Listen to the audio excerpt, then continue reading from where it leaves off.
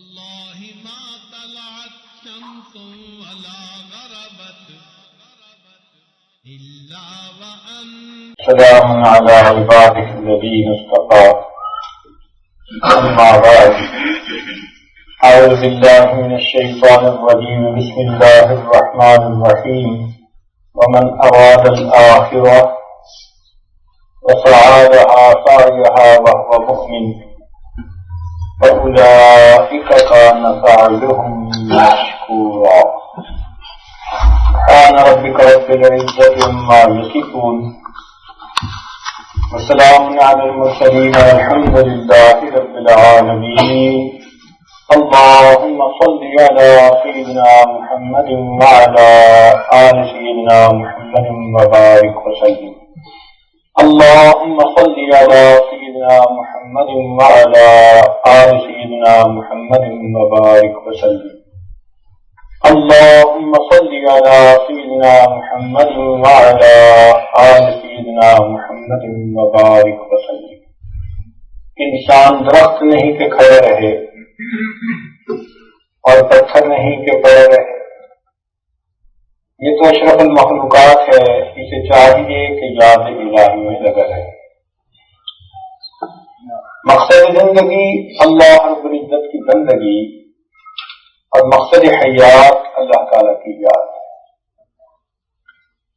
صحیح معنوں میں بندہ وہی ہوتا ہے جس میں بندگی ہو، ورنہ تو سراسر گندا ہوتا ہے، جھوٹ اور فریب کا پلندہ ہوتا ہے. یہ بات اچھی طرح سمجھ لیجئے کہ دنیا میں آنا آسان، صحیح معنوں میں انسان بن جانا بڑا مشکل کام. دنیا میں آنا آسان، صحیح معنوں میں انسان بن جانا بڑا مشکل کام. جو بنتا ہے یا بناتا ہے وہ پتا پاتا ہے، اس کا پتہ ہر ایک کو نہیں چلتا. جو اس محنت میں لگتا ہے اسے بات سمجھ میں آتی ہے کہ یہ کام کتنا مشکل ہے. مصحفی ہم تو سمجھتے تھے کہ ہوگا کوئی زخم، مصحفی ہم تو سمجھتے تھے کہ ہوگا کوئی زخم، تیرے دل میں تو بہت کام رفو کا نکلا. یہ تو جب دل کے زخم سینے لگتا ہے نا بندہ، تب سمجھ لگتی ہے کہ میں نے دل کا کیا کباڑا کر دیا.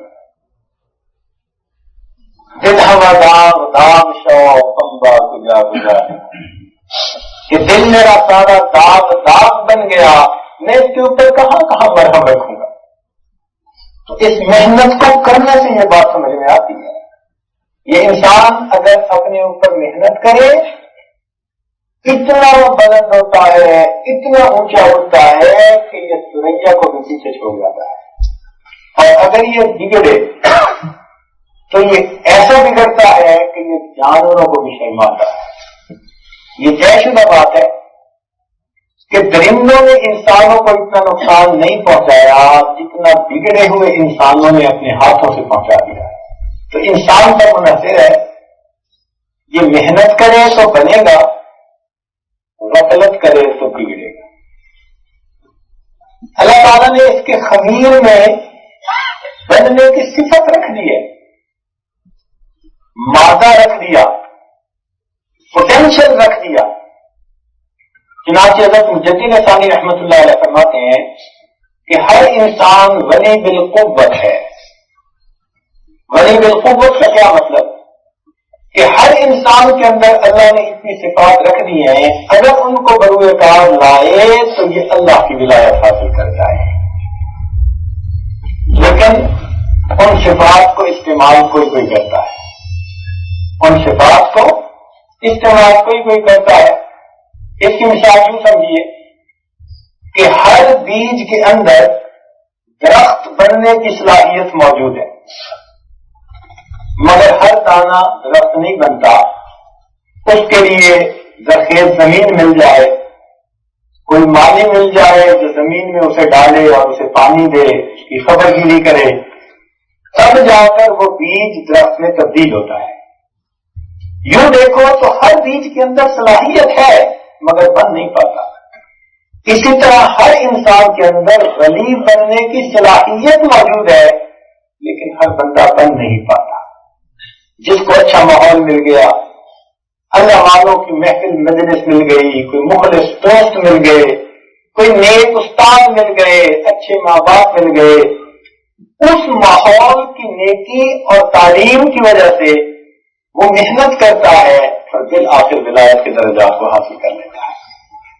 شاہ بھیک رحمت اللہ علیہ بزرگ گزرے ہیں، بھیک کا تخلص کرتے تھے، اور ہندی میں انہوں نے بڑے عجیب اشعار کہے۔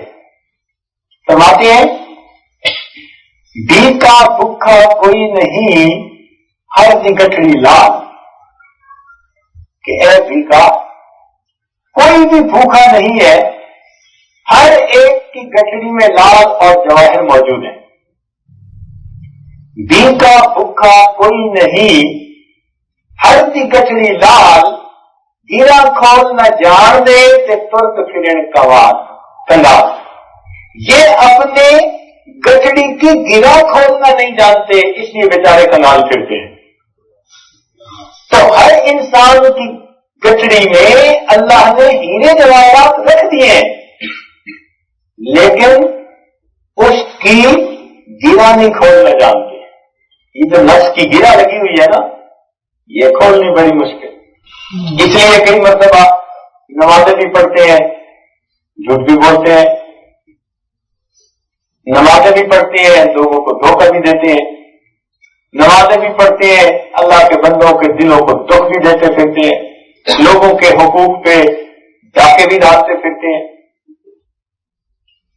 تو نفس سمجھتا نہیں ہے، خوش بھی ہے نفس کہ میں نے تسبیح بیٹھ کے پھیر لی، من کے پھیر لیے، اوپر سے لا الہ، اندر سے کالی بلا، تو نفس بڑا خوش ہوتا ہے، لیکن وہ بننے کی بجائے الٹا بگڑ رہا ہوتا ہے، اس کا نفس اسے دھوکہ دے رہا ہوتا ہے۔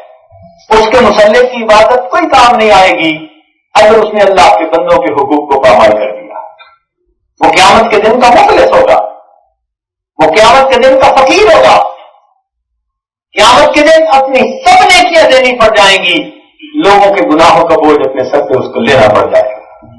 اس لیے مسجد میں ہوتے ہیں تو ہم اللہ اکبر کہتے ہیں، اللہ آپ سب سے بڑے ہیں، مگر عظمت اتنی ہوتی ہے کہ مسجد کے دروازے سے باہر نکلتے ہیں اور سامنے جاتی ہوئی غیر محرم پر حوث کی نگاہیں پڑ رہی ہوتی۔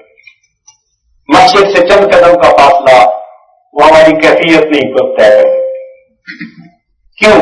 نفس غالب ہوتا ہے، اس نفس کی اصلاح کی ضرورت ہے، یہ خود بخود نہیں ہوتی کہ بندہ سمجھے نا کہ خود بخود نفس ٹھیک ہو جائے گا، نہیں، اس نفس پر محنت کرنی پڑتی ہے، اس کو رگڑے لگانے پڑتے ہیں، اس کو چکی پیسنے پہ لگانا پڑتا ہے، تب جا کے یہ سمجھتا ہے۔ اور یہ چکی ہمارے سب اسلاف نے پیسی، کسی نہ کسی انداز میں سب نے محنت کی، حتیٰ کہ انہوں نے تزکیہ نفس والی نعمت حاصل کی۔ تو جب یہ نعمت نصیب ہوتی ہے پھر عبادات کا رنگ بھی چڑھتا ہے بندے کے اوپر۔ ایک ہندی کا شعر ہے، آج ہندی کے شعر ہی یاد آ رہے ہیں، کہنے والے نے تو رام کے الفاظ سے کہے، ہم اللہ کے نسبت سے اس کو سمجھنے کی کوشش کریں۔ کہنے والے نے یوں کہا، رام رام جپ دیا میری جبیا گھس گئی، رام رام جپ دیا میری جبیا گھس گئی، رام نہ دل وچ وسیا ایک ہی دھاڑ پئی، کہ رام رام کرتے تو میری زبان بھی گھس گئی اور رام میرے دل میں نہ بسا، یہ مصیبت کیا بنی؟ رام رام جپ دیا میری جبیا گھس گئی، رام نہ دل وچ وسیا ایک ہی دھاڑ پئی، گل وچ مالا کاٹ دی تے مڑکے لے پرو، دل وچ گھنڈی پاپ دی رام جپیا کی ہو، کہ تم نے گلے میں کنٹھ کی مالا ڈال لی، من کے تو پرو لیے، لیکن تیرے دل میں پاپ کی گھنڈی ہے، تیرے رام جپنے سے کیا ہونا ہے؟ تو یہ جو اندر پاپ کی گھنڈی ہوتی ہے نا، اس کو کھولنا پڑتا ہے، اور یہی شیخ کامل کا کام ہوتا ہے کہ وہ اس گھنڈی کو کھولنے میں مدد دیتا ہے، سمجھاتا ہے کہ نفس یہاں یہاں دھوکے دے رہا ہے، آپ اس دھوکے سے بچ جائیے اور اس اندر کی گھنڈی کو کھول ڈالیں۔ اسی کو انسان کی اصلاح کہتے ہیں، تصفیہ قلب کہتے ہیں، تزکیہ نفس کہتے ہیں۔ بات سمجھنی بڑی آسان ہے لیکن محنت ہے۔ کہنے والوں نے کہا فرشتوں سے بہتر ہے انسان بننا، مگر اس میں لگتی ہے محنت زیادہ۔ محنت کرنی پڑتی ہے لیکن مقام بھی بڑا اونچا مل جاتا ہے، اتنا اونچا مقام حدیث پاک میں آتا ہے یہ تقرب الیہ عبدی بالنوافل، بندہ نوافل کے ذریعے میرے قرب کا وہ مقام پا لیتا ہے حتیٰ کہ میں اس سے محبت کرنے لگ جاتا ہوں۔ حدیث پاک کے الفاظ ہیں میں اس بندے کی آنکھ بن جاتا ہوں جس سے وہ دیکھتا ہے، میں کان بن جاتا ہوں جس سے وہ سنتا ہے، میں زبان بن جاتا ہوں جس سے وہ بولتا ہے۔ سوچئے تو صحیح، کہاں یہ خاک کی مٹھی، کہاں یہ خاک، کہاں عالم پاک۔ پروردگار فرمائے کہ میں آنکھ بن جاتا ہوں جس سے وہ دیکھتا ہے، میں زبان بن جاتا ہوں جس سے وہ بولتا ہے۔ اللہ، تو وہ مقام بھی بندہ پا لیتا ہے، اور اگر بگڑے تو یہ پکا جانور انسان بن جاتا ہے۔ اب یہ ہمارے اوپر منحصر ہے کہ ہم اپنے بننے کے لیے کتنی محنت کرتے ہیں۔ اللہ رب العزت نے جسمانی طور پر ہمیں بہترین صورت میں پیدا کیا، فرمایا لقد خلقنا الانسان فی احسن تقویم، انسان کو ہم نے بہترین صورت میں پیدا کیا۔ انسان کی بہتر، اس کی ترتیب بہترین ہے، حتیٰ کہ امام شافعی رحمۃ اللہ نے فرمایا کہ کوئی قسم کھائے کہ انسان چاند سے بھی زیادہ خوبصورت تو وہ اپنی قسم میں حالث نہیں بنے گا۔ اللہ نے اس کو ایسی صورت میں پیدا کیا، لیکن روحانی طور پر یہ انسان بڑا کمزور ہے۔ اسی لیے قرآن مجید میں اس کے لیے کچھ لفظ استعمال کیے، فرمایا خلق الانسان ضعیفا، ہم نے انسان کو کمزور پیدا کیا۔ یہ کمزور کس لیے؟ روحانی طور پر کمزور ہے۔ پھر اس کے اندر جلد بازی بھی ہے، تو عجولہ کا لفظ استعمال کیا کہ یہ جلد باز ہے، تحمل مزاجی نہیں ہوتی، جلد بازی ہوتی ہے، ہر کام جلد بازی۔ حلوا، منوا، یہ الفاظ چند استعمال کیے انسان کی روحانی اعتبار سے کمزوریوں کی نشاندہی کرتے ہوئے۔ لیکن ایک بات بڑی مزے کی ہے اور توجہ طلب ہے کہ اللہ رب العزت نے کمزوریاں بھی بیان کر دی کہ اس مشین کو جو بنایا ہے اس میں یہ نقص موجود ہے، مگر سودا بھی یک طرفہ کر لیا، سودا بھی یک طرفہ کر لیا۔ فرمایا ان اللہ اشتری من المؤمنین انفسهم واموالهم بان لهم الجنہ، اللہ تعالیٰ نے مومنوں سے ان کی جانوں اور ان کے مالوں کو جنت کے بدلے میں خرید لیا ہے۔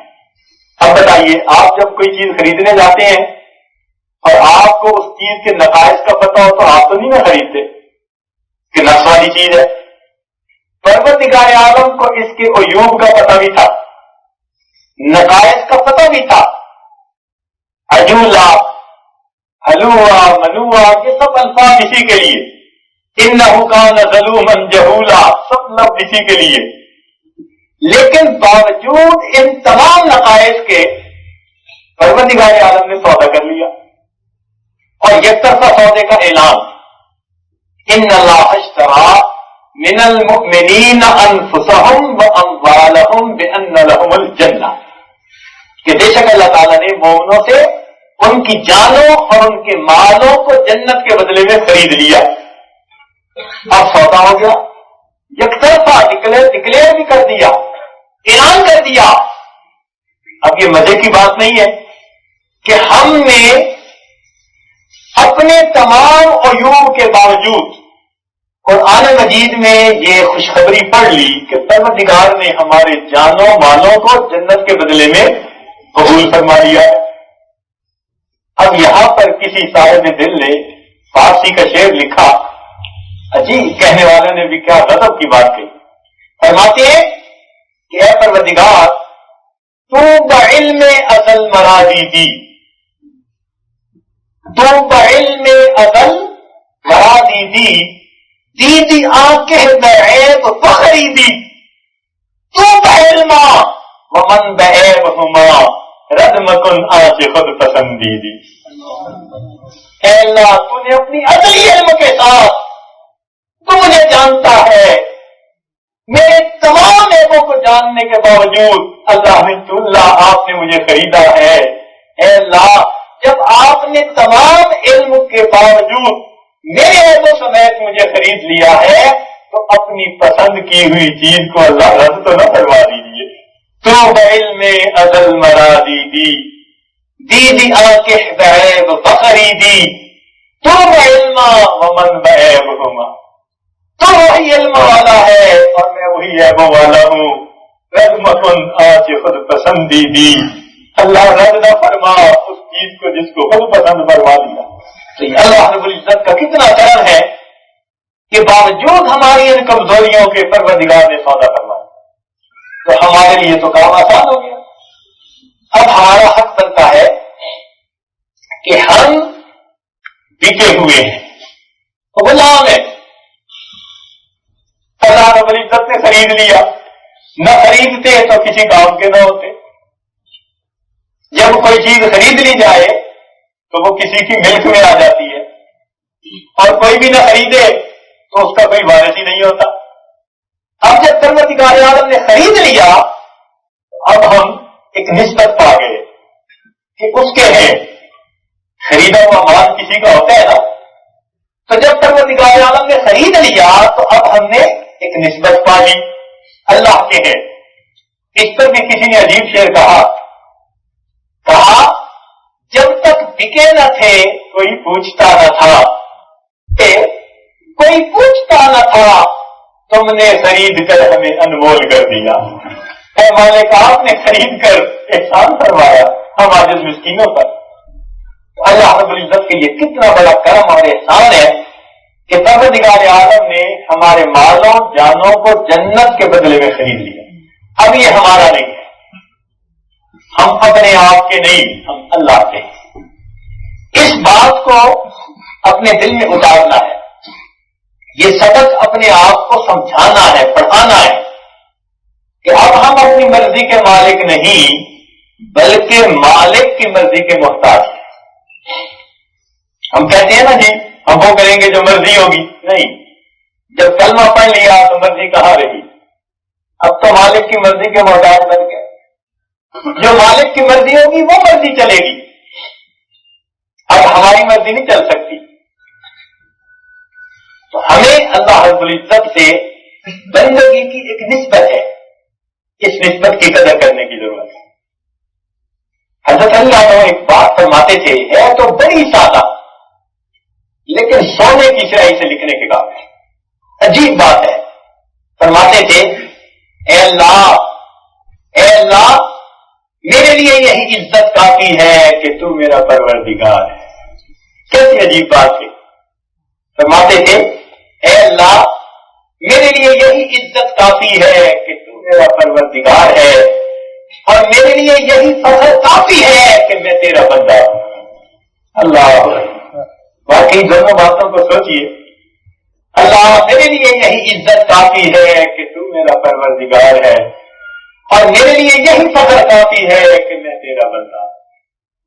ہم اللہ کے بندے ہیں، کتنی بڑی نسبت ہے اللہ رب العزت کے ساتھ، سبحان اللہ۔ تو اس نسبت کی لاج رکھیے، اس کی قدر کیجیے۔ ویسے ہم ہیں بے قدرے، اللہ رب العزت جیسی حوصلہ مند ذات کو بھی فرمانا پڑا، وما قدر اللہ حق قدر، انہوں نے اللہ کی قدر نہیں کی جیسی قدر کرنی چاہیے۔ اللہ رب العزت فرماتے ہیں، اللہ اس آیت کو پڑھیں تو پڑھتے ہوئے دل کانپتا ہے۔ جس کا حوصلہ بڑا ہونا وہ عام طور پر شکوے نہیں کرتا، اور اگر کبھی کوئی بات کر دے تو اس کا مطلب ہے کہ بے قدری کرنے والے نے بہت بے قدری کی۔ اللہ رب العزت جیسی عظیم الشان ہستی کا یہ فرمانا، ما قدر اللہ حق قدر، یقین کرو دل پہ آرے چلتے ہیں یہ آیت پڑھتے ہوئے، انہوں نے اللہ کی قدر نہیں کی جیسی کرنی چاہیے، تو نہ اللہ رب العزت کی قدر کی اور نہ ہی انبیاء کی قدر کی۔ اللہ تعالیٰ نے کیا فرمایا، یا حسرتن علی العباد، ذرا انداز دیکھیے بات کرنے کا، اللہ اکبر، یا حسرتن علی العباد ما یأتیہم من رسول الا کانوا بہ یستہزئون، کوئی نبی ایسے نہیں آئے مگر انہوں نے ان کا مذاق اڑایا۔ پہلے زمانے میں انبیاء کا مذاق اڑایا جاتا تھا، آج کے دور میں نبی علیہ السلام کی مبارک سنتوں کا مذاق اڑایا جاتا ہے، یہ بھی نبی علیہ السلام کا مذاق اڑانے والی بات ہے۔ یا حسرتن علی العباد، ذرا ان الفاظ کو بار بار پڑھ کے معانی پہ غور کیجیے، ما قدر اللہ حق قدری، اس پہ غور کیجیے اور پھر اس پہ کیجیے، یا حسرتن علی العباد ما یأتیہم من رسول الا کانوا بہ یستہزئون۔ اب ہماری طرف تو بے قدری کا یہ معاملہ، اور پروردگار کا حلم بھی دیکھیے، کان اللہ علیما حلیما، وہ علیم بھی ہے حلیم بھی ہے، اس کا علم دیکھیے کہ باوجود ہماری تمام کوتاہیوں کے پھر فرماتے ہیں فَأَيْنَ تَذْهَبُونَ، ارے کدھر کو جا رہے ہو، راستہ تو تمہارا کچھ اور تھا، منزل کہیں اور ہے اور رخ تم نے کہیں اور کیا ہوا ہے۔ اپنے بندے کو پروردگار عالم متوجہ فرماتے ہیں علم کے لفظ کے ساتھ، علم نجعل لہ عینین ولسانا وشفتین وہدیناہ النجدین، کیا ہم نے اسے دو آنکھیں نہیں دی، ہونٹ نہیں دیے، اس کو زبان نہیں دی، سیدھے راستے کی رہنمائی نہیں کی؟ الم نخلقکم من ماء مہین، کیا ہم نے تمہیں ایک ناپاک قطرے سے پیدا نہیں کیا؟ الم نجعل الارض مہادا، کیا ہم نے زمین کو تمہارے لیے بچھایا نہیں؟ تو یہ علم کے ساتھ اللہ تعالیٰ اپنی نعمتوں کی طرف متوجہ کر رہے ہیں کہ دیکھو ہم نے تمہارے لیے یہ سب کچھ کر دیا۔ اگر بندہ پھر بھی متوجہ نہیں ہوتا تو پروردگار عالم کے بڑے پیار سے فرماتے ہیں یا ایھا الانسان ما غرک بربک الکریم۔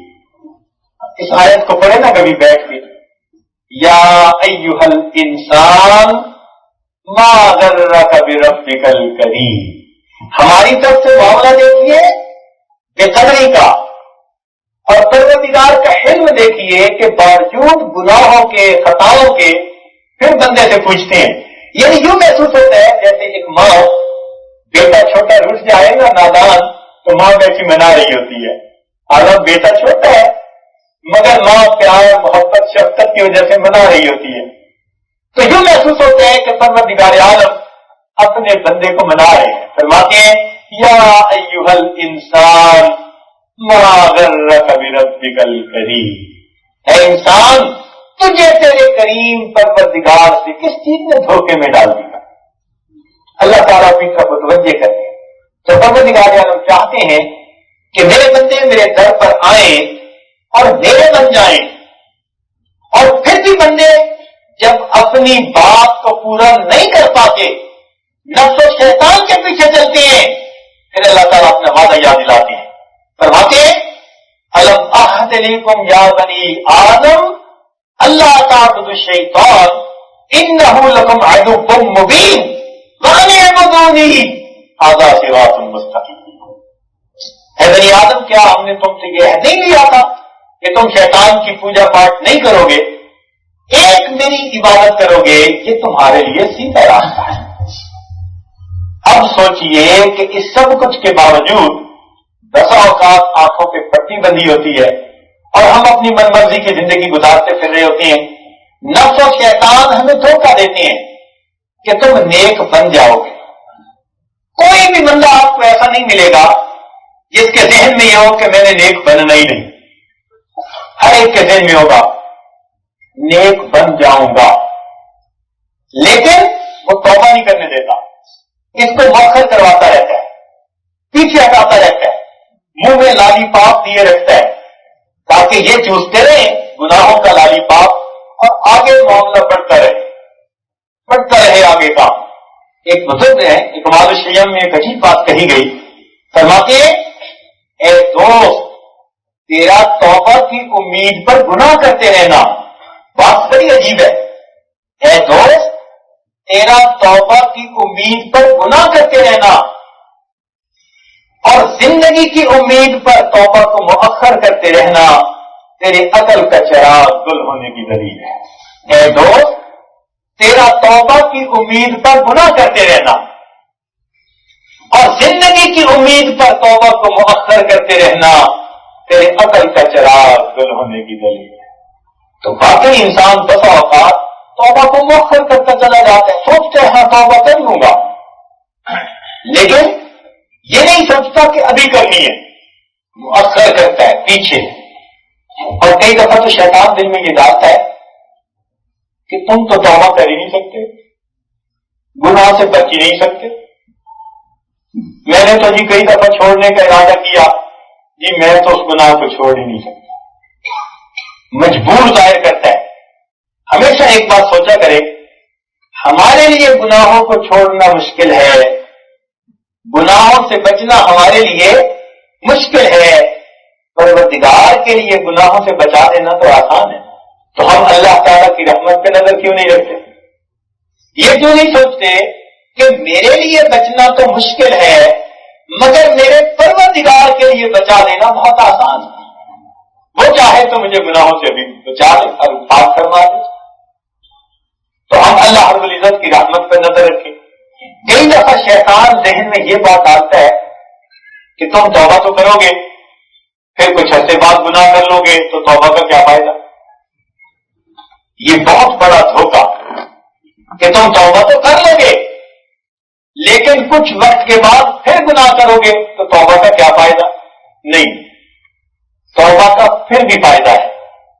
مسئلہ یہ ہے کہ جس وقت انسان توبہ کرنے لگے اس وقت دل میں عزمن جازمن پکا ارادہ ہو میں نے آئندہ گناہ نہیں کرنے، بھلے دوسرے دن پھر گناہ واقع ہو جائے پچھلی توبہ پہ اثر نہیں پڑے گا، اب کام نئے سرے سے. تو یہ توبہ کا فائدہ تھوڑا ہے کہ آج تک جتنے گناہ ہم نے کیے وہ تمام گناہ نامہ اعمال سے مٹا لیے جائیں. یہ کتنا بڑا کام ہے، اس لیے توبہ میں کبھی دیر نہ کرے. انما التوبۃ علی اللہ للذین یعملون السوء بجہالۃ. اللہ کے ذمہ ہے توبہ کا قبول کرنا ان بندوں کی یعملون السوء بجہالۃ جنہوں نے جہالت کی وجہ سے گناہ کیے. مفسرین نے لکھا کہ جب انسان پر شہوت کسی چیز کی غالب آ جاتی ہے تو عقل پہ پردے آ جاتے ہیں، وہ اس وقت عالم ہونے کے باوجود جاہل ہوتا ہے. تو یعملون السوء بجہالۃ، وہ جاہل والا کام جہالت کی وجہ سے کر رہا ہے، لہذا ثم یتوبون من قریب. فرمایا کہ وہ پھر جلدی توبہ کر لیتے ہیں. تو مفسرین نے لکھا کہ موت سے پہلے جس نے بھی توبہ کر لی وہ قریب کے لفظ میں داخل ہو گیا. تو اس لیے ہم اگر سچی توبہ کریں گے تو پچھلے جتنے بھی گناہ ہیں وہ سب کے سب گناہ ہمارے معاف کر دیے اور آئندہ نئے سرے سے کام چلے گا. یہ کتنا بڑا کام ہے کہ پچھلا حساب بے باک وائنڈ اپ ہو گیا اور آج نئے سرے سے پھر شیٹ بننی شروع ہو گئی تو بوجھ کم ہو گیا. اس لیے توبہ میں انسان دیر نہ کرے اور بار بار کرے، عہد کرے.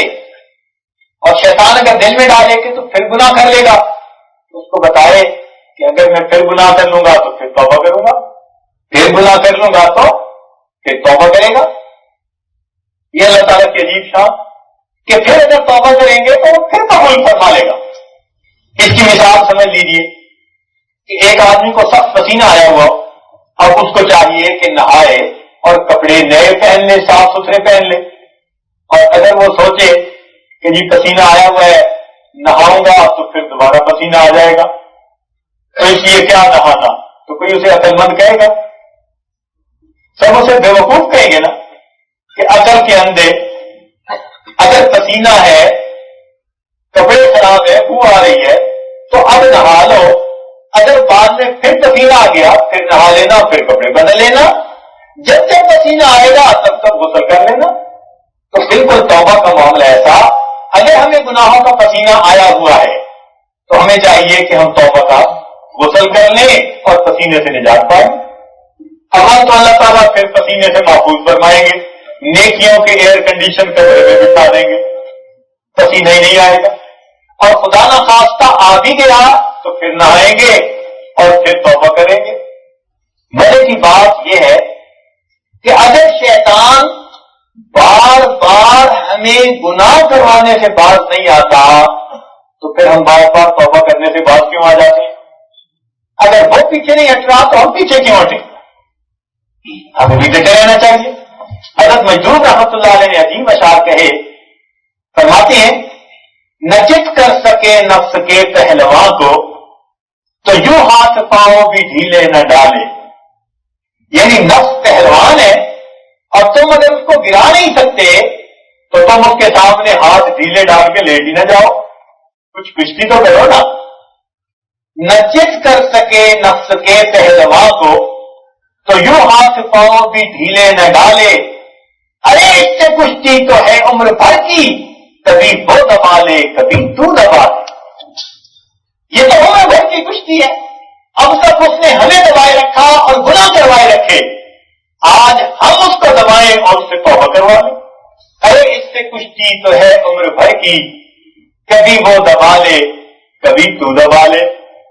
اور اگر کوئی نازک مزاج یوں کہیں کہ جی میں نے تو کبھی دبایا ہی نہیں، ہمیشہ اسی نے ہی دبائے رکھا، ہمیشہ میرے نفس نے ہی مجھے دبائے رکھا، تو میں کیا کروں، میں تو کبھی نہیں دبا سکا۔ تو حضرت نے اس کا بھی جواب دیا، فرماتی ہے جو ناکام ہوتا رہے عمر بھر بھی، اللہ والے دیکھو کیسی کیسی گتھیاں سلجھا دیتے ہیں، فرماتے ہیں جو ناکام ہوتا رہے عمر بھر بھی، بہر طور کوشش تو عاشق نہ چھوڑے، جو ناکام ہوتا رہے عمر بھر بھی، بہر طور کوشش تو عاشق نہ چھوڑے، یہ رشتہ محبت کا قائم ہی رکھے، جو 100 بار ٹوٹے تو 100 بار جوڑے۔ جو ناکام ہوتا رہے عمر بھر بھی، بہر طور کوشش تو عاشق نہ چھوڑے، یہ رشتہ محبت کا قائم ہی رکھے، جو 100 بار توڑے تو 100 بار جوڑے۔ اگر شیطان نے اس رشتے کو 100 دفعہ گناہ کے ذریعے توڑا ہے تو بھائی ہم توبہ کے ذریعے اسے 100 دفعہ جوڑ دیں، اللہ سے جڑے رہنا چاہیے نا، کٹے تو نہیں رہنا چاہیے۔ تو اس لیے توبہ کر کے ہمیں چاہیے ہم اپنے دل کے تعلق کو اللہ سے فوراً جوڑ لیا کریں، اس میں دیر نہ کیا کریں۔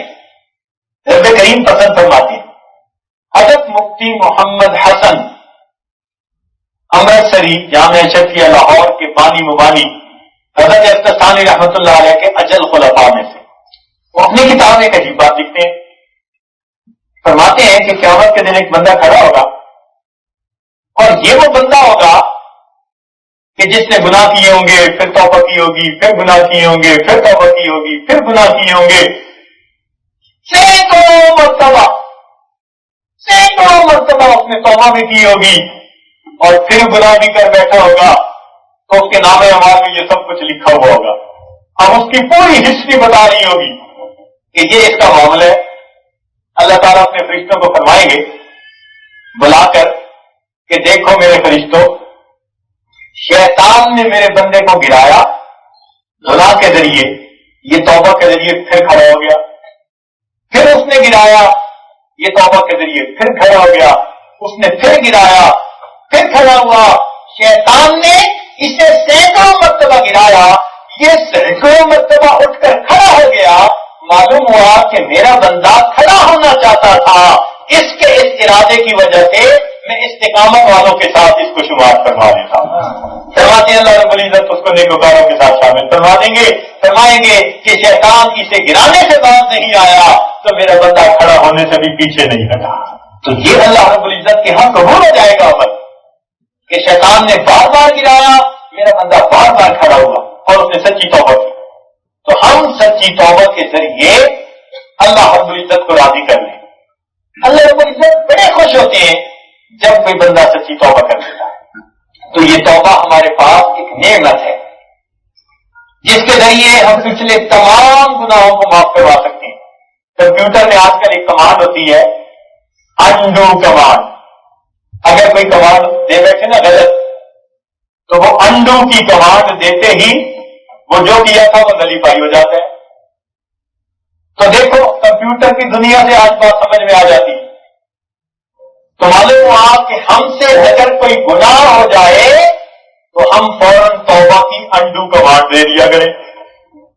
تو توبہ کی انڈو کمانڈ دینے سے وہ گناہ جیسے کیا ہی نہیں. اور اگر ایسے گناہ ہیں کہ بھول ہی گئے، گناہ نامہ اعمال میں لکھے ہوئے ہیں، تو کمپیوٹر کی ایک کمانڈ ہوتی ہے اریز کمانڈ. اگر کسی فائل کو آپ نے اریز کرنا ہے یا کچھ لکھ بیٹھے غلط لکھ بیٹھے اس کو ختم کرنا ہے، اریز کمانڈ دے دیجئے وہ سب کچھ ختم ہو جائے گا. تو ہم نے اب تک جتنے گناہ کیے ہم اگر توبہ کی اریز کمانڈ دے دیں گے تو وہ سب کے سب گناہ ختم کر دیے جائیں. تو ہم موقع سے فائدہ کیوں نہ اٹھائیں اور توبہ کے ذریعے اپنے رب کو کیوں نہ بنائیں. یہ وقت ہے، یہ موقع ہے، غنیمت ہے، ہم اس موقع سے فائدہ اٹھائیں. نیک محفلوں کی برکت کی وجہ سے دل بھی کچھ توبہ کے لیے آمادہ ہو جاتا ہے. گھر میں تو یہ کیفیتیں نہیں ہوتی مگر اللہ والوں کی محفلوں میں انسان کا دل کچھ محسوس کرنے لگ جاتا ہے. دیکھیں شریعت نے نظر کے لگ جانے کو بیان فرمایا ہے. حدیث پاک میں آتا ہے العین حق، نظر کا لگ جانا حق ہے، ٹھیک ہے. جو نظر بد لگ جاتی ہے، ایک صحابی کو لگی تھی، نبی علیہ السلام نے ان کو نظر کا اثر اتارنے کا طریقہ بھی سمجھا دیا. تو ایک غور طلب بات ہے کہ وہ نظر جس کے اندر حسد تھی، عداوت تھی، دشمنی تھی، کینہ تھا، بدخواہی تھی، جب اس بندے کی نظر دوسرے پہ اثر کر جاتی ہے تو اللہ والے جن کی نظر میں اخلاص ہوتا ہے، رحمت ہوتی ہے، شفقت ہوتی ہے، محبت ہوتی ہے، للہانیت ہوتی ہے، پھر ان اللہ والوں کی نظر دوسروں پہ کیوں اثر نہیں کر سکتی. تو یہ اللہ والوں کی نظر لگ جاتی ہے.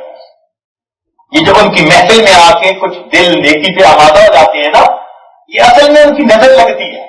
تیرا علاج نظر کے سوا کچھ اور نہیں. آج دنیا کینسر کا علاج شعاعوں سے کرواتی ہے، ہر ملک میں ہو رہا ہے کینسر کا علاج شعاعوں سے، حالانکہ وہ شعائیں نظر تو نہیں آتی. اسی طرح یہ جو گناہوں کا کینسر ہے نا، اس کا بھی علاج شعاعوں سے، وہ دل سے شعائیں نکلتی ہیں. یہ دل بھی ٹرانسمیٹر ہے، یہ شعائیں ڈالتا ہے، پھر انسان کے وہ اندر کے گناہوں کے کینسر ختم ہو جاتے ہیں. اور جو انسان سمجھتے ہیں کہ میں تو توبہ کر ہی نہیں سکتا، اللہ رب العزت اس کو بھی توبہ کی توفیق عطا فرمائے. اس لیے توبہ کے کرنے میں انسان دیر نہ کرے، ہمیشہ اپنے رب کو منائے اور اس کے سامنے سچی توبہ کرے اور نیکوکاری کی زندگی گزارنے کا دل میں ارادہ کرے.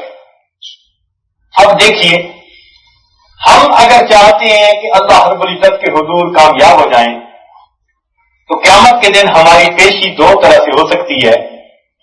یا تو پیشی ہوگی دوست کی مانند یا پیشی ہوگی نافرمان کی مانند. دو ہی صورتیں ہو سکتی ہیں نا. یا تو پیشی ہوگی دوست کی مانند، ایک غلام کی مانند، اور یا پھر پیشی ہوگی ایک نافرمان کی مانند. دو صورتیں ممکن ہیں. اب کیسے ہماری پیشی اچھی ہو؟ اگر تو دوست کی مانند ہوئی، اللہ رب العزت اعزاز عطا فرمائیں گے اور اپنی تجلی نصیب فرمائیں گے. اور اگر نافرمان کی طرح پیشی ہوئی تو پھر ہم سزا پائیں گے. لہذا قیامت کے دن اللہ رب العزت سے اچھی ملاقات کے لیے دو چیزیں ہیں جو ہمیں دل میں بٹھا لینی چاہیے کہ یا تو ہمارے دل میں اللہ رب العزت سے ملاقات کا شوق ہو اور اس شوق کی وجہ سے ہم بھاگ بھاگ کر نیکیاں کریں، نیک اعمال کریں. یہ بندہ جب اللہ رب العزت کے حضور قیامت کے دن پہنچے گا، علماء نے لکھا ہے اللہ تعالیٰ اس طرح عزت افزائی کریں گے جیسے کسی انسان کا بیٹا پردیس میں کئی سال گزار کے آئے تو گھر آنے پر ماں باپ اس کا اکرام کیا کرتے ہیں.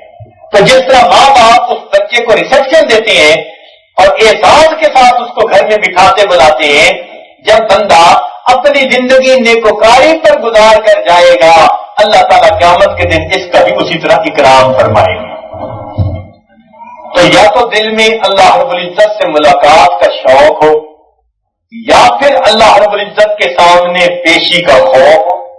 پیشی کا خوف، دل میں یہ ڈر ہو اگر میں نے گناہ کیے تو میں نے اللہ رب العزت کے حضور پیش ہونا ہے، میرا کیا بنے گا. تو یہ دو چیزیں اس کو سیدھے راستے پہ رکھتی ہیں. نیکی کا شوق نیکیاں کرواتا ہے، پیشی کا خوف گناہوں سے بچاتا ہے. نیکی یعنی ملاقات کا شوق انسان سے بھاگ بھاگ کے نیکیاں کرواتا ہے. ملاقات کا شوق انسان سے بھاگ بھاگ کے نیکیاں کرواتا ہے اور اللہ کے سامنے پیشی کا خوف اس کو ہر چھوٹے بڑے گناہ سے بچاتا ہے. تو یہ دو چیزیں ہمارے دل میں ہونی چاہیے، اللہ تعالیٰ سے ملاقات کا شوق بھی ہو اور اللہ رب العزت کے سامنے پیشی کا خوف بھی ہو. ہمارے سلف صالحین کو اللہ تعالیٰ سے ملاقات کا شوق تھا اور وہ اس ملاقات کے شوق میں خوب ڈٹ کے عبادت کرتے تھے، خوب ڈٹ کے عبادت کرتے تھے، سارا دن عبادت میں گزارتے تھے اور ان کی راتیں بھی ان کے دنوں کی مانے دعا کرتی تھی. ان کی راتیں بھی ان کے دنوں کی مانے دعا کرتی تھی. ایسی راتیں گزارتے تھے. ان کی زندگی کو دیکھتے ہیں حیران ہوتے ہیں کہ انہوں نے ایسی نیکیاں کر کیسے لی. اللہ تعالیٰ سے ملاقات کا ایسا شوق تھا. ساری ساری رات مصلے پہ گزار دیتے تھے، جان بوجھ کر کوئی گناہ نہیں کرتے تھے. چنانچہ حضرت مجدد رفاعی رحمۃ اللہ علیہ نے اپنے مکتوبات میں یہ بات لکھی، وہ فرماتے ہیں اس امت میں ایسے باخدا لوگ بھی گزرے ہیں کہ ان کے گناہ لکھنے والے فرشتے کو 20 سال تک گناہ لکھنے کا موقع نہیں مل سکا. اس امت میں ایسی پاک باز ہستیاں بھی گزری، ایسی پاک باز ہستیاں بھی گزری کہ جن کے گناہ لکھنے والے فرشتے کو 20 سال تک گناہ لکھنے کا موقع نہیں ملا. تو یا تو نیکی کا شوق ہو اور اس شوق میں انسان بھاگ بھاگ کے نیکیاں کرے، بڑھ بڑھ کے نیکیاں کرے. امام اعظم رحمۃ اللہ علیہ 40 سال تک عشاء کے وضو سے فجر کی نماز پڑھی. اب آج کچھ ایسے لوگ ہیں جو اس بات کو سن کے تڑپ اٹھتے ہیں، کہتے ہیں جی دیکھو یہ کیسی باتیں بنا لی ہے، 40 سال تک کبھی سوئے ہی نہیں، 40 سال تک انہوں نے کبھی حقوق زوجیت ہی ادا نہیں کیے کہ عشاء کے وضو سے فجر کا نماز پڑھ لی. وہ بیچارے بات کی حقیقت کو نہیں سمجھتے. آج تھوڑا یہ مسئلہ آپ کے سامنے بیان کر دیں کہ کچھ باتیں عرف میں کہی جاتی ہیں، جو باتیں عرف میں کہی جائیں ان کو شریعت اسی طرح قبول کر لیتی ہے. عرف میں جو باتیں کہی جائیں شریعت ان کو اسی طرح قبول کر لیتی ہے. مثال کے طور پر ایک عالم تھے، حدیث پاک پڑھاتے رہے، عمر گزر گئی، بوڑھے ہو گئے، بالآخر فوت ہو گئے. اب ان کے فوت ہونے پر کوئی بندہ کہتا ہے جی انہوں نے تو ساری عمر پڑھنے پڑھانے میں گزار دی. ایسی بات کرتے ہیں نا، تو جی ساری عمر پڑھنے پڑھانے میں گزار دی. تو کیا مطلب چھٹی کبھی نہیں ہوئی تھی؟ کوئی چھٹی کا دن نہیں گزرا تھا درمیان میں. وہ تو اس میں ایک بات کہی جاتی ہے کہ زندگی کا معمول ایسا رہا، چھٹیاں بھی آ جاتی ہیں درمیان میں مگر زندگی کی ترتیب تو نہیں نہ بدلتی کوئی اس سے. تو اس میں یہ بات کہی جاتی ہے کہ انہوں نے 40 سال عشاء کے وضو سے فجر کی نماز ادا کی اور اس میں کوئی اشکال پیش نہیں آتا. اچھا اور باریک جاتے ہیں اور کہتے ہیں جی ہم تو قرآن مانتے ہیں، تو ذرا قرآن کے حوالے سے بات کر دی جائے. یہ کیا چیز تھی؟ یہ اللہ رب العزت سے ملاقات کا شوق تھا. آج ایک بات آپ کے سامنے کہہ دی جائے، ابھی دل میں آئی ہے، اور یہ معرفت امام ربانی مجدد ثانی رحمۃ اللہ علیہ نے لکھی ہے. وہ نماز کی اہمیت پر ایک مکتوب لکھتے ہیں. ذرا بات توجہ طلب ہے. نماز کی اہمیت پر ایک مکتوب لکھتے ہیں اور فرماتے ہیں کہ دنیا میں انسان کی نماز کی جو کیفیت ہوگی آخرت میں اللہ رب العزت کے مشاہدے کی وہی کیفیت نصیب ہوگی. دنیا میں اس کی نماز کی جو کیفیت ہوگی آخرت میں اس کو جو اللہ کا مشاہدہ نصیب ہوگا اس کی وہی کیفیت ہوگی. پھر اس کے بعد اس کو ایکسپلین کرتے ہیں. وہ فرماتے ہیں کہ مثال کے طور پر ایک آدمی ایسی حضوری کے ساتھ نماز پڑھتا ہے کہ اس کو کوئی باہر کا خیال نہیں آتا, وہ کوئی خیال دل میں نہیں جمنے دیتا, کوئی دل میں ایسا دنیا کا خیال نہیں آتا. تو فرماتے ہیں کہ ایسی یکسوئی سے نماز پڑھنے والا جب جنت میں پہنچے گا اس کو اللہ رب العزت کا دیدار نصیب ہوگا اور اللہ تعالیٰ کے رخ انور کے اوپر کوئی پردہ نہیں ہوگا. اور فرماتے ہیں کہ جو آدمی نماز پڑھتا ہے اور اس کو نماز میں ادھر ادھر کے خیالات آتے ہیں, جتنے خیالات دنیا میں نماز کے اندر آیا کریں گے اگر جنت میں چلا بھی گیا اور اس کو اللہ کا دیدار بھی نصیب ہوا تو اللہ کے چہرے پر صفات کے اتنے پردے آ جائیں. اللہ اکبر, کیسی عجیب بات کہی. فرماتے ہیں جو چاہتا ہے کہ جنت میں بغیر پردوں کے اس کو اپنے مالک کا دیدار نصیب ہو اس کو چاہیے کہ محنت کرے کہ دنیا میں بغیر وساوت کے اس کو نماز نصیب ہو. اب ہم اس میں محنت کرتے ہیں, ہمارے دل کی طرف ہے کہ ہمیں ایسی نماز نصیب ہو جائے. کروائی تو یہ جو اللہ والے اللہ سکھاتے ہیں اصل میں یہ نماز پڑھواتے ہیں, ایسی نمازیں بنا دیتی ہیں. ذرا ان کی صحبت میں چند دن رہ کے دیکھیے آپ کی نماز کی آپ کو کیفیت بدلی ہوئی نظر آئے گی. تو یہ نماز مطلوب ہے. اس لیے حضرت ثانی رحمۃ اللہ علیہ نے ایک جگہ لکھا ہے, فرماتے ہیں کہ انسان بیعت ہوتے وقت یہ نیت کرے کہ مجھے مقام احسان کی کیفیت والی نماز نصیب ہو جائے گی. یہ فرماتے ہیں. تو اس لیے ہر بندے کو مرد ہو یا عورت یہ کوشش کرنی چاہیے کہ ہم ایسی نماز پڑھیں کہ جس میں کوئی باہر کا خیال نہ آئے تاکہ قیامت کے دن اگر اللہ رب العزت کا دیدار نصیب ہو تو درمیان میں کوئی بھی پردہ جو ہے حائل نہ ہو. تو یہ تمنا تو رکھے نا. کئی دفعہ تمنا رکھنے سے اللہ رب العزت نعمت عطا فرما دیتے ہیں. چنانچہ امام احمد بن حنبل رحمۃ اللہ علیہ بڑے عبادت گزار تھے. ان کے سامنے ایک لوہار رہتا تھا اور اس لوہار کے بچے زیادہ تھے. وہ بیچارہ سارا دن لوہا ٹوٹتا تھا, بچی کے سامنے بیٹھا رہتا تھا, اوزار بناتا تھا. بہت ہو گیا. امام احمد بن حنبل بھی بہت ہو چکے تھے بہت اچھا پہلے. کسی نے خواب میں دیکھا کوئی بڑے عالم محدث تھے. انہوں نے پوچھا بھی تیرے ساتھ کیا گزری؟ کہنے لگا کہ اللہ کی رحمت ہو گئی اور مجھے امام احمد بن حنبل کے درجے میں ہی مکان عطا کر دیا گیا. وہ بڑے حیران کہ کہا امام احمد بن حنبل اور کہا یہ حداد لوہا کوٹنے والا, ان کو ان کے برابر کا درجہ دے دیا گیا. تو وہ اٹھے بڑے حیران تھے, کہنے کہ کوئی نہ کوئی اس کا عمل ہوگا جو قبول ہو گیا. اس کے اہل خانہ کے پاس گئے اور اہل خانہ کو یہ خواب سنا کر کہا کہ اس کی زندگی کی کوئی بات بتاؤ, لگتا ہے کہ کوئی بات اللہ کو پوری ہو گئی. اس نے دو باتیں بتائیں ان کی اہلیہ نے کہ ہاں میں نے ان کی زندگی میں دو باتیں دیکھی ہیں, مجھے لگتا ہے کہ ان دو باتوں میں سے کوئی قبول ہو گئی. پہلی بات تو یہ کہ اس کے اندر اللہ تعالیٰ کا ادب بڑا تھا.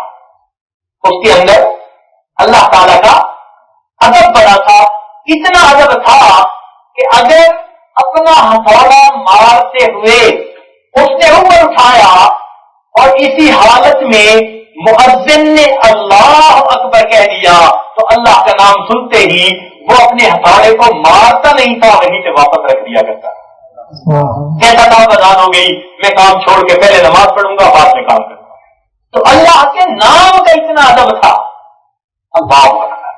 اللہ تعالیٰ کے نام کا اتنا ادب تھا, حکم کی اتنی عظمت تھی دل میں کہ اگر اس نے ہتھوڑا اٹھا لیا لہرایا کہ اس کو نیچے مارے اور اوپر ہاتھ ہے, اس دوران اذان کی اللہ اکبر کی آواز آئی تو وہ اس آواز کے بعد ہتھوڑے کو مارتا نہیں تھا، رکھ دیتا تھا۔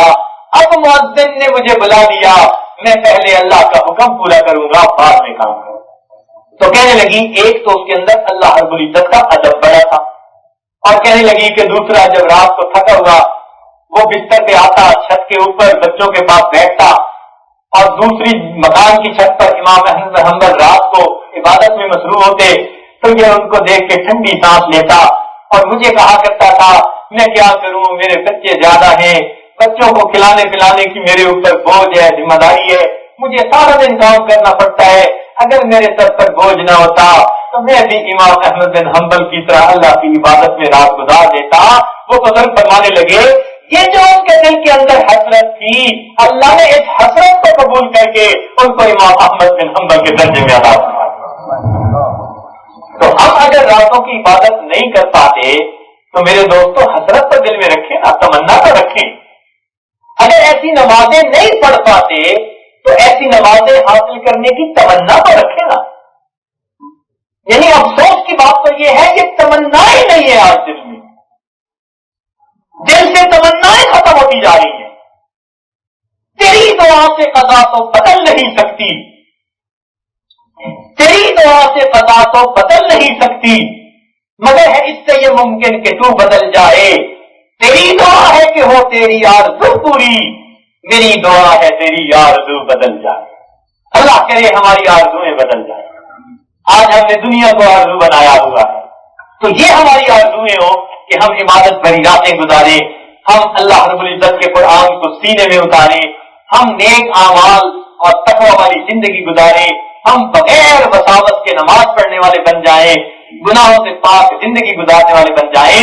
یہ نیکی کا شوق ہمارے اندر آ جائے۔ جب یہ نیکی کا شوق ہوگا تو پھر ہم بھاگ بھاگ کے نیکیاں کریں گے۔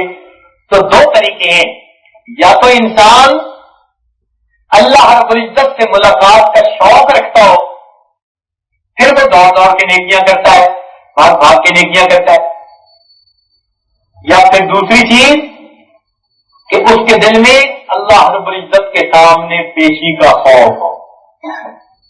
اللہ رب العزت کے سامنے پیشی کا، جب پیشی کا خوف ہوتا ہے پھر انسان گناہوں سے بچتا ہے، ڈرتا ہے کہ میرا کیا بنے گا جب میں اللہ رب العزت کے حضور پیش ہوں گا۔ اور اس کے واقعات بہت زیادہ ہیں، کتابوں میں عنوان کے تحت کئی کئی باب دیے ہوئے ہوتے ہیں اس کے کہ اللہ والوں کے خوف کے واقعات، کہ ان کے دل میں اللہ کا کتنا خوف تھا۔ چنانچہ سیدنا صدیق اکبر رضی اللہ عنہ جیسی جلیل القدر ہستی، وہ بھی کبھی کبھی یوں فرماتے تھے اے کاش مجھے میری ماں نے جنا ہی نہ ہوتا، اے کاش میں گھاس کا تنکا ہوتا، میں کسی مومن کے بدن کا باز ہوتا۔ اب یہ الفاظ اس ہستی کے کہ جن کے بارے میں اللہ کے محبوب نے فرمایا میں نے سب لوگوں کے احسانات کا بدلہ دے دیا، ابو بکر کے احسان کا بدلہ اللہ دے گا۔ اللہ نبی علیہ السلام کا یہ کہہ دینا کہ میں نے سب کے احسانات کا بدلہ دے دیا اور ابو بکر کے احسان کا بدلہ اللہ دے گا۔ کیسے احسانات کیے نبی علیہ السلام؟ ان کے بارے میں کیا حضرت عمر کے بارے میں آتا ہے کہ بہت ہی زیادہ رویا کرتے تھے، حتیٰ کہ رخسار کے اوپر آنسوؤں کے گرنے کی وجہ سے لکیروں کے نشان نظر آتے تھے، اتنا کثیر البکا تھے، روتے تھے، پتہ نہیں کیا بنے گا۔ چنانچہ حضرت حذیفہ اللہ کو ایک مرتبہ بلایا اور کہا حذیفہ آپ کو نبی علیہ السلام نے منافقین کے نام بتائے ہیں، اور یہ بھی مجھے پتا ہے کہ نبی علیہ السلام نے منع کر دیا کہ یہ نام آگے کسی کو نہ بتانا، میں منافقین کے نام آپ سے نہیں پوچھتا، صرف اتنا بتا دو کہیں عمر کا نام تو ان میں شامل نہیں، صرف اتنا بتا دو کہیں عمر کا نام تو ان میں شامل نہیں۔ اللہ، اور جب وفات کا وقت آیا حد کر دی، اللہ اکبر، بلایا صحابہ کو اور وصیت کرتے ہوئے فرمایا کہ جب میری وفات ہو جائے تو مجھے جلدی لہرا دینا، کفنا دینا اور جلدی دفنا دینا۔ پھر اس بات کو کئی مرتبہ مختلف جو ہے وقفے کے بعد بار بار کہا، بار بار تاکید کی۔ ایک صحابی نے کہا کہ ہم جلدی کریں گے آپ کو کفنانے دفنانے میں، آپ کیوں اتنی جلدی کر رہے ہیں؟ جب انہوں نے یہ کہا تو عمر اللہ نے عجیب جواب دیا، عجیب جواب دیا، سونے کی شاہی سے لکھنے کے قابل ہے۔ فرمایا میں جلدی کی تاکید اس لیے کر رہا ہوں کہ اگر اللہ رب العزت مجھ سے راضی ہوئے تو تم مجھے جلدی اللہ سے ملا دینا. اگر اللہ رب العزت مجھ سے راضی ہوئے تو تم مجھے جلدی اللہ سے ملا دینا. اور اگر اللہ تعالیٰ مجھ سے خفا ہوئے تو تم میرا بوجھ اپنے کندھوں سے جلدی ہٹا دینا. عمر کے انجام کو تو اللہ بہتر جانتا ہے. اللہ اگر اللہ رب العزت مجھ سے راضی ہوئے تو تم مجھے اللہ سے جلدی ملا دینا. اور اگر وہ مجھ سے خفا ہوئے تم میرا بوجھ جلدی کندھوں سے ہٹا دینا. عمر کے انجام کو تو اللہ بہتر جانتا ہے. اللہ یہ ہوتی ہے خشیت, یہ ہوتے ہیں دل میں خوف. اللہ اور امت کے کتنے اور ایسے اولیاء گزرے کہ جن کو یہ خوف کا مقام حاصل تھا. چنانچہ عبداللہ بن مبارک رحمۃ اللہ علیہ, یاد جب بات سمیٹنے کی کوشش کرے گا, عبداللہ بن مبارک رحمۃ اللہ علیہ محدثین میں سے وہ محدث ہیں کہ جن کے بارے میں اتنے تعریفی کلمات کہے گئے کہ اسماء الرجال کی کتابوں میں اتنی تعریف کسی محدث کی نہیں کی گئی. حتیٰ کہ امام بخاری رحمۃ اللہ علیہ کے بارے میں بھی تعریف کے وہ لفظ نہیں کہے گئے جو تعریفی لفظ امام عبداللہ ابن مبارک رحمۃ اللہ علیہ کے بارے میں.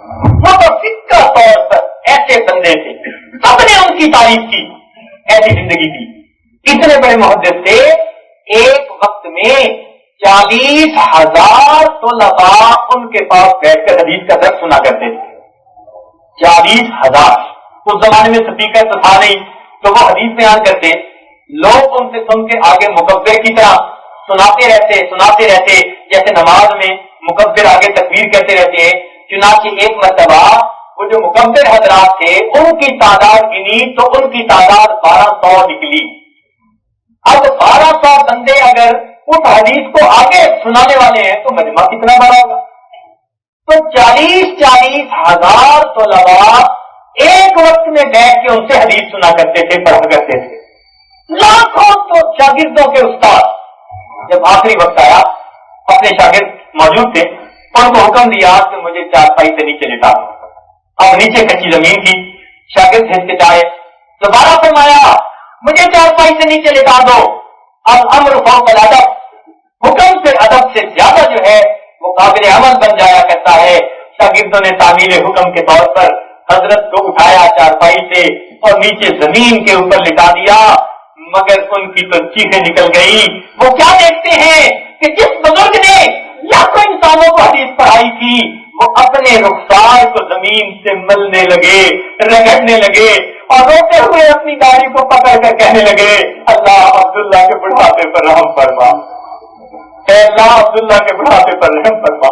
یہ نہیں کہا اللہ میں نے حدیث کی خدمت کی ہے, یہ نہیں کہا میں نے تیرے بندوں کو نیکی کا درس دیا, یہ نہیں کہا اللہ میں نے بچھڑے ہوا کو تیرے ساتھ ملایا ہے, زندگی کا کوئی عمل پیش نہیں کیا, بس آج بھی کر رہے ہیں. اپنے بالوں کو پکڑ کے ریش کے کہتے ہیں اللہ عبداللہ کے بڑھاپے پر رحم فرما. تو یہ ہے خوف خدا کہ یا تو دل میں شوق لکھا ہو یا پھر دل میں خوف خدا. اللہ اس خوف خدا کی اللہ کے ہاں بڑی قیمت ہے اور اللہ تعالیٰ اس سے بڑے خوش ہوتے. چنانچہ حضرت مولانا احمد علی لاہوری رحمۃ اللہ علیہ قریب کے زمانے کے بزرگ گزرے ہیں, سکھ گھرانے کے تھے, اللہ نے ایمان لانے کی توفیق عطا فرمائی. حضرت شیخ ہند رحمۃ اللہ علیہ سے حدیث کا دورہ کیا, لاہور آئے اور الحمدللہ بڑے صاحب کشف اور صاحب حال بزرگ تھے. ان کا درس قرآن بڑا معروف تھا, عجیب درس قرآن دیتے تھے, مگر ان پر خشیت بہت تاری رہتی تھی, اس لیے اکثر روتے رہتے تھے اللہ کی خشیت کی وجہ سے. فوت ہو گئے, ان کی قبر سے خوشبو آنے لگ گئی. 3 دن تک خوشبو آتی رہی, لوگوں نے مٹی اٹھانی شروع کر دی, حتیٰ کہ ان کے بعد والوں نے دعائیں مانگی اللہ مہربانی فرما دے یہ خوشبو ختم ہو جائے, لوگ تو پھر قبر ہی نہیں چھوڑیں گے. تب جا کر وہ خوشبو ان کی قبر سے آنی بند ہوئی. کسی نے ان کو خواب میں دیکھا تو پوچھا کہ حضرت آگے کیا بنی. حضرت نے فرمایا میری اللہ رب العزت کے ہاں پیشی ہوئی تو پروردگار عالم نے مجھے فرمایا احمد علی تو اتنا کیوں روتا تھا, احمد علی تو اتنا کیوں روتا تھا. تو فرمانے لگے کہ جب میں نے یہ سنا تو میں تو اور ڈر گیا کہ مجھ سے پوچھا جا رہا ہے. احمد علی تو اتنا کیوں روتا تھا؟ تو کہنے لگے میں تو اور ڈر گیا، جب میں اور گھبرا گیا ڈر گیا تو پروردگار عالم نے فرمایا کہ تو آج بھی ڈر رہا ہے، آج تو تیرے اکرام کا دن ہے، ہم نے تیری بھی مغفرت کر دی اور جس قبرستان میں تجھے دفن کیا اس قبرستان کے سب گناہگاروں کی بھی مغفرت کر رہا ہے۔ تو ڈرنے والوں کو یہ انعام ملتے ہیں پھر کہ دیکھو ان کی اپنی بھی بخشش ہوتی ہے اور جہاں وہ دفن ہو جاتے ہیں اللہ اس کی برکت سے قریب والوں کی بھی مغفرت فرما دے۔ اللہ رب العزت کے سامنے پیشی کا خوف، اللہ چنانچہ اللہ والے قیامت کے دن کی پیشی یہ کرتے تھے کہ کہیں نبی علیہ السلام کے سامنے ہمارے کرتوتوں کو کھولا گیا تو ہمیں کتنی شرمندگی ہوگی۔ چنانچہ کہنے والے نے عجیب شعر کہا، علامہ اقبال نے عجیب شعر کہا، فرمایا تو غنی از ہر تو عالم من فقیر، تو غنی از ہر تو عالم من فقیر، روز محشر ادھر آئے من پذیر، تو غنی از ہر تو عالم من فقیر، روز محشر ادھر آئے من پذیر، گر تمہیں بینی حسابم ناگزیر، از نگاہ مصطفیٰ تنہا بگیر۔ اے اللہ تو عالم سے غنی ہے اور میں فقیر ہوں، اللہ قیامت کے دن میرے عذروں کو قبول کر لینا، اور اگر تیرا یہ فیصلہ ہو کہ تو نے میرا حساب لازمی لینا ہے تو اللہ میری فریاد قبول کر لے، مصطفیٰ کریم کی نگاہوں سے اوجل حساب لینا، کہیں ان کے سامنے مجھے شرمندگی نہ ہو جائے۔ اللہ شیخ عبدالقادر جیلانی رحمۃ اللہ کے حالات زندگی میں لکھا ہے کہ ایک مرتبہ وہ اللہ رب العزت سے بہت استغفار کرتے رہے، معافی مانگتے رہے، توبہ کرتے رہے، حتیٰ کہ عجیب کیفیت ہوئی، اس کیفیت میں کہنے لگے اے اللہ میرے گناہوں کی مغفرت فرما دے، اور آخر پر کہنے لگے اے اللہ اگر آپ کا یہ فیصلہ ہو کہ مغفرت نہیں کرنی، اللہ پھر قیامت کے دن مجھے اندھا کھڑا کر دینا، ایسا نہ ہو کہ تیرے نیک بندوں کے سامنے مجھے شرمندگی ہو جائے۔ تو یا تو اللہ رب العزت کے ساتھ ملاقات کا شوق ہو تو پھر انسان بھاگ کے نیکیاں کرتا ہے، یا پھر اللہ رب العزت کے سامنے پیشی کا خوف ہو تو پھر انسان گناہوں سے بچ جاتا ہے۔ اللہ تعالیٰ ہمیں نیکی کا شوق بھی عطا فرما دے اور اپنی سامنے پیشی کا خوف بھی عطا فرما دے۔ وآخر دعوانا ان الحمد للہ رب العالمین۔ دعا سے پہلے چند منٹ آپ حضرات اپنے دلوں کی طرف دھیان کر کے بیٹھ جائیے، جو کچھ سنا ہے اس کو اپنے دل میں ذخیرہ بنا لیجیے، چند منٹ کے لیے ذکر قلبی کیجیے، آنکھوں کو بند کر لیجیے، سر کو جھکا دیجیے، دنیا اور جو کچھ دنیا میں ہے اس سے ہٹ کر کے اللہ تعالیٰ کی ذات میں ڈوب جائیے۔